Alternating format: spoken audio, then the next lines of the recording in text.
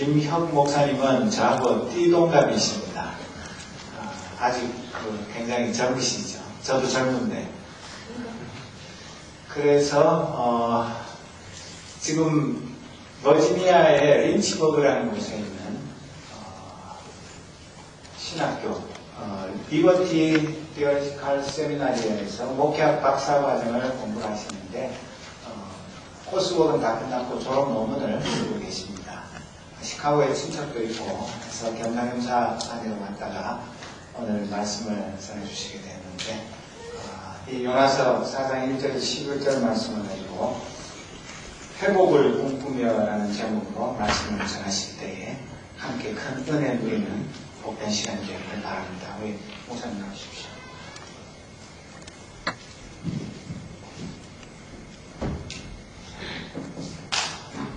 박수.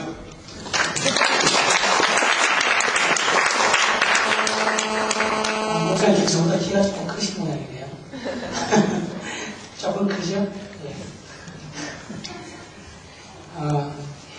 띠동갑이라 그래서 나이가 적겠다는 생각하시면 되겠고요. 아이들 3명 있습니다. 초등학교 6학년, 그리고 중학교 1학년이죠. 이제는 중학교 1학년, 그 다음에 초등학교 5학년, 초등학교 3학년 이렇게 있습니다. 목사님 너무 뵙고 싶어가지고 그냥 달려왔습니다. 그림을 얼마나 될지 다시 해보지도 않고. 근데 상당히 머네요.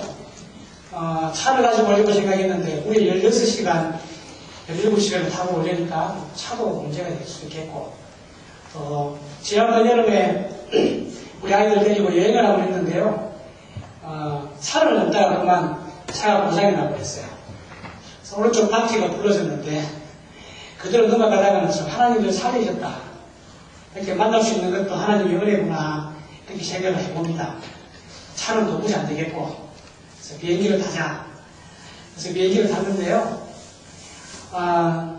그렇게 비싸지 않게 왔습니다. 제가 열심히 인터넷을 설치하다 보니까 싼 티켓이 좀 나오더라고요. 그래서 어제 저녁에 도착해서 목사님과 저녁에까지 좀 이야기 나누고, 또 우리 목사님 뵈니까 저도 참 기분이 좋고요. 목사님 제가 16년 만에 본 것 같아요. 시간을 계산해보니까. 목사님 그때보다 흰머리가 더 많이 넣으신 것 같아요. 제 기억으로 그때는 흰머리가 없었다고 기억이 나는데, 흰머리가 더 많이 넣으신 것 같다. 이렇게 생각을 해봤습니다. 설교는 저 혼자만 이야기하는 게 아니고요. 사실은 쌍방통일입니다. 서로 주고받고 하나님의 말씀을 함께 나눌 때 여러분을 반응해 주시고, 이 말씀은 거울이라고 했거든요. 거울. 그래서 말씀이 거울한테 자신을 비추어 보고, 이렇게 사는 것이 하나님의 은혜로 하나님 말씀대로 사는 것이구나 이렇게 느끼고, 또 그 말씀대로 살아가는 것, 이것이 사실은 설교입니다. 설교는 제가 1시간 여러분 앞에서 이렇게 말씀을 전하고 가는 것, 이게 설교가 아니고요. 설교는 이렇게 살아내는 것. 그래서 설교입니다. 어떤 신혼부부가 살았습니다. 이 신혼부부는 아주 깨가 쏟아졌다 이렇게 평가를 받는 부부인데요. 여자는 서울 여자였었어요. 그 목소리도 예쁘고 사투리를 거의 쓰지 않으니까요. 싸움할 수 있겠다 이런 느낌을 받는 서울 여자였어요. 남자는 경상도 남자예요. 아주 무뚝뚝하고 그야말로 아주 전형적인 경상도 남자입니다. 어느 날 이 아내가 이야기를 들었습니다. 어떤 이야기를 들었느냐니까 질문을 이렇게 들었는데, 여러분 제가 여쭤볼 테니까 대답해 보시죠. 세상에서 가장 차가운 바다는, 가장 차가운 바다 뭐죠? 같이 이렇게 썰렁해입니다. 썰렁해. 감사합니다. 말을 보여주시니까. 제가 경상도 남자거든요. 그래서 아마 알아계시죠? 새때기 같아요. 썰렁해입니다. 썰렁해. 자, 다시 묻겠습니다. 제일 차가운 바다가 뭐라고요? 썰렁해. 설교 마치시고 이것만 기억하시면 안 됩니다. 썰렁해죠, 썰렁해. 그러면 제일 뜨거운 바다는 뭐죠? 따뜻해. 아우, 딩동댕. 그래서 제가 불안하다고 안 해요. 따뜻해. 아우, 따뜻해. 따뜻하죠. 뜨거운 바다라고 해도 따뜻한 바다가 아니고 뜨거운 바다는, 자, 따라해 보시죠. 사랑해. 야, 따라해 보세요. 사랑해. 사랑해입니다. 사랑해. 그래서 이 여자가 그 이야기를 듣고 남편에게 사랑해를 하나 받아달라고 해요. 뒤에 가고 어느 날 예쁜 옷도 입고 어느 날 이렇게 분위기를 맞춰놓고 있는 남편 여기를 기다린 거예요. 신혼부부라고 그랬습니다. 우리 여기 결혼 안 하신 친구들은 앞으로 꿈을 꾸세요. 결혼하면 그렇게 해야 되겠다 이렇게 생각을 하시고 그 남편이 왔습니다. 그 남편에게 이야기를 하고 사랑해라는 말을 듣지 못하겠거든요. 하도 무뚝뚝하니까. 그래서 이야기를 가르쳐준 거예요. 이렇게 해서 썰렁해 따라해보라 그러고, 그리고 제일 뜨거운 바다는 사랑해야 사랑해 연습을 시키고, 그래서 이 남편이 따라해봐. 그러니까 남편이 너무 쑥스럽게 사랑해 이렇게 이야기를 한 거예요. 사랑해. 그래서 이제 드디어 이제 그날 밤에 신앙이 좀 지나고 물어봤습니다. 자기야, 세상에서 가장 차가운 바다가 뭐지? 그러니까 이 남편이 자신스럽게 썰렁해 이렇게 대답하고, 맞다고, 너무 잘한다고, 남편 잘해 이렇게 진짜 했답니다. 그리고 두 번째로 또 물었습니다. 그러면 세상에서 가장 뜨거운 바다는 뭐야?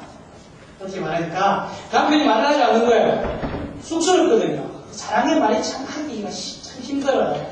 쑥스러워서 가만히 있으니까 이 아내가 좀 화가 나요. 그래서 떠올렸어요. 여보, 뜨거운 바다가 뭐야? 이런 물으니까 대답을 안 하는 거예요. 저 너무 화가 나가지고, 여보, 뜨거운 바다가 뭐라니까? 그러니까 이 남편이 뭐라고 했겠습니까? 예? 이렇게 이야기했어요. 열받아! 이렇게 이야기했어요. 열받는 거예요. 이 경상도 남자도 열받는 거예요. 이게 열받죠. 그 사랑의 말을 하지 못해가지고. 여러분, 경상도 남자가 이렇게 하는 게 참 힘듭니다. 그러나, 우리가 사랑하고 살아야 될 사람들 아닙니까? 세상에 열받는 시대가 참 많고요. 우리를 열받게 하는 것이, 이 세상이 우리에게 주는 것인데요. 우리가 함께 신앙생활 하면서 함께 사랑해라는 말 자주 했으면 좋겠다. 이런 생각을 해봅니다.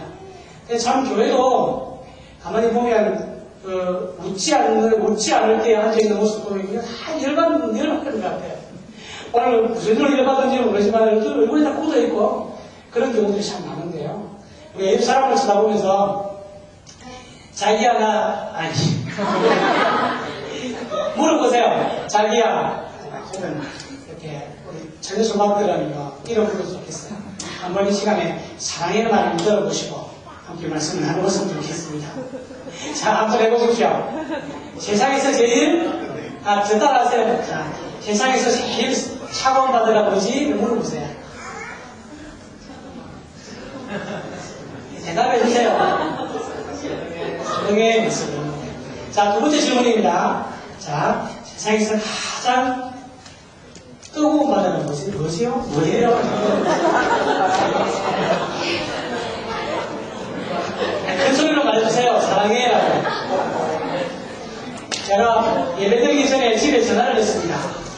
큰 딸은 지금 초등학교 6학년이니까 중 1학년이죠. 그래서 내가 사랑해 그러니까 이 친구도 아빠 사랑해 그랬어요. 근데 막내가 아들인데 이 아들 보면 기대를 좀 가지고 I love you 그랬어요. 그러니까 이 친구가 me too 같이 났어요.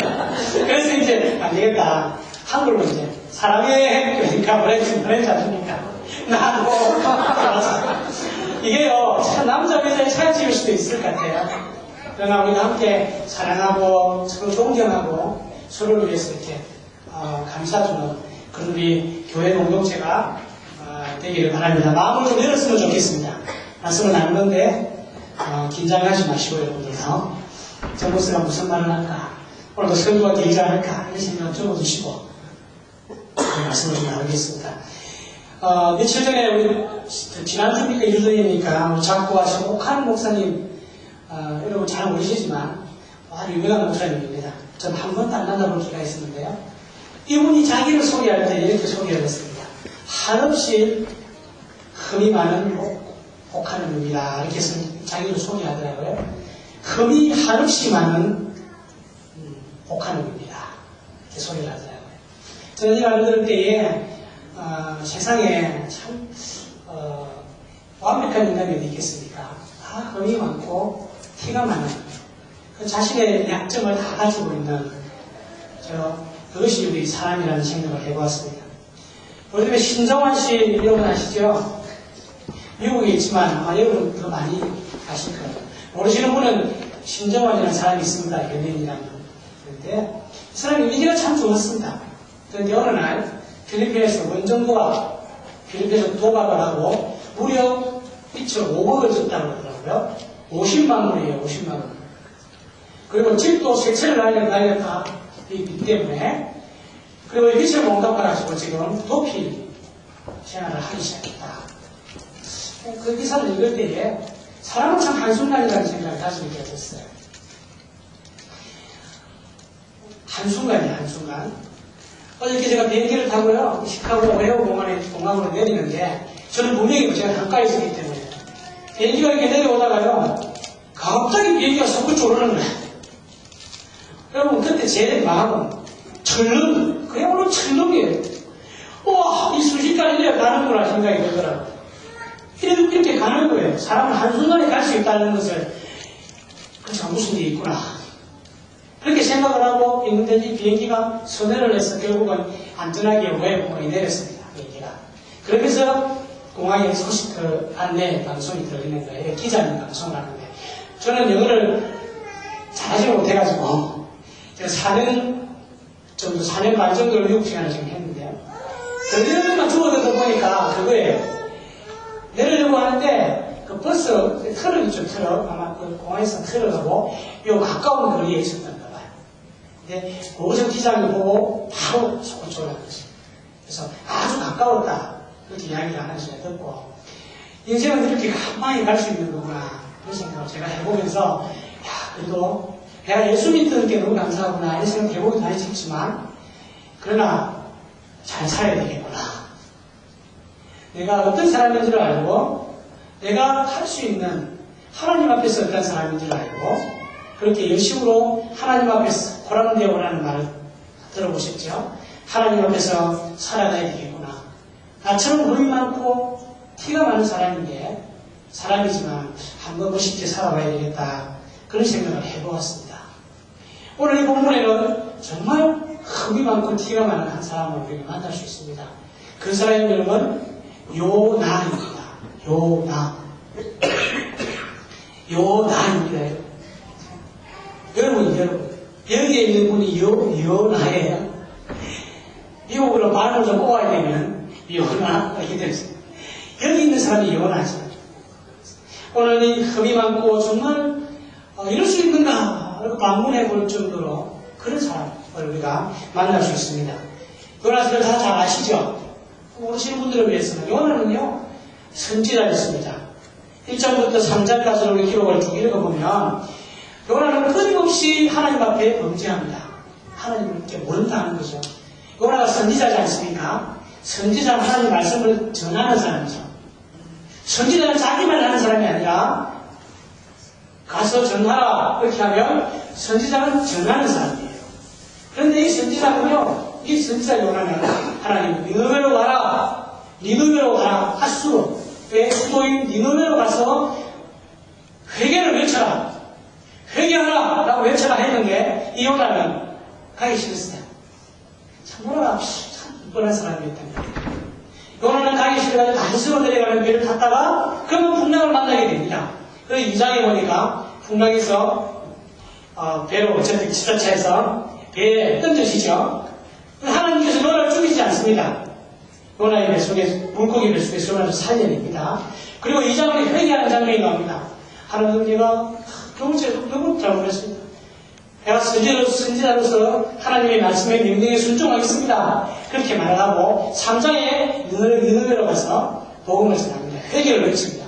그때 놀라운 일이 일어나는 거예요. 성경에 있는 많은 사람들이 회개를 선포하고 그 자기를 회개할 게 있는 옷을 입고 회개를 하는 거예요. 그것도 길거리에 나와가지고 왕도 붉은 옷을 입고 회개를 하기 시작하는 거예요. 그것이 3장까지입니다.